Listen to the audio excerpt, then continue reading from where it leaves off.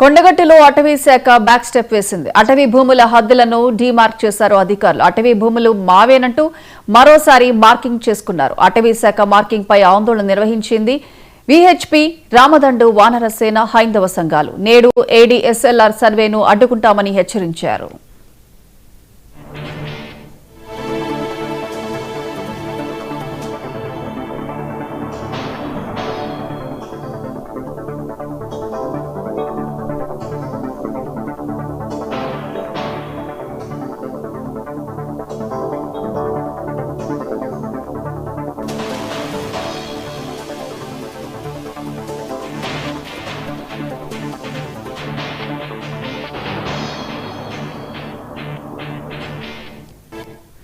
కొండగట్టులో అటవీ శాఖ back step వేసింది. అటవీ భూముల హద్దులను డీమార్క్ చేశారు అధికారులు. అటవీ భూములు మావేనంటూ మరోసారి మార్కింగ్ చేసుకున్నారు. ఇక అటవీ శాఖ మార్కింగ్ పై ఆందోళన నిర్వహించింది విహెచ్పి, రామదండు, వానరసేన, హైందవ సంఘాలు. ఇక దీనికి సంబంధించి పూర్తి అప్డేట్స్ మా ప్రతినిధి ఋషికేష్ ఫోన్ లైన్లో అందిస్తారు. ఋషికేష్.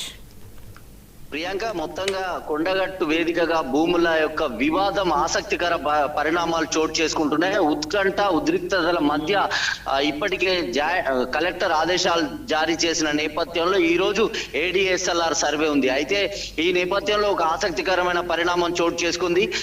అటవీ శాఖ భూములు మావేనంటూ కూడా ఇప్పటికే షోకాజ్ నోటీసులు జారీ చేసిన అటవీ శాఖ ఈ ఉద్రిక్తతల నడుమ నిన్న మార్కింగ్ చేసుకుంది. మరోసారి మార్కింగ్ చేసుకున్న అటవీ అధికారులు రాత్రి డిమార్కింగ్ చేశారు. ఈ నేపథ్యంలో అటవీ శాఖ మార్కింగ్ పైన విహెచ్పి, బజరంగ్ దళ్, అదేవిధంగా రామదండు, వానరసేనకు సంబంధించిన కొన్ని హైందవ సంఘాలు ఆందోళన నిర్వహించాయి. ఈ నేపథ్యంలోనే అటవీ శాఖ బ్యాక్ స్టెప్ వేసింది, డిమార్కింగ్ చేసింది అనేటువంటి అంశం తెరపైకి వచ్చింది. ఇది ఎక్స్క్లూజివ్ గా 99 వరుస కథనాలను కొండగట్టులో జరుగుతున్న ప్రతి పరిణామాన్ని కూడా చూపించే ప్రయత్నం చేస్తుంది. ఈ అటవీ శాఖ తీసుకున్న నిర్ణయం వెనుక పలు సందేహాలు వ్యక్తమవుతున్నాయి.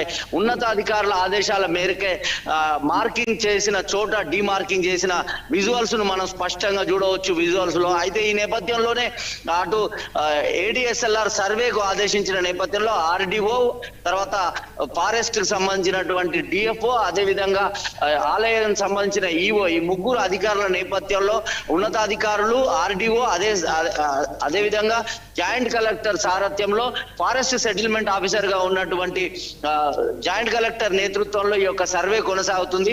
మరోవైపు విహెచ్పి, బజరంగ్ దళ, హైందవ సంఘాలన్నీ కూడా ఈ సర్వేను అడ్డుకుంటామంటూ కూడా వారు చెప్తున్నారు. ఈ నేపథ్యంలో పోలీసు బలగాలను భారీగా మోహరించారు.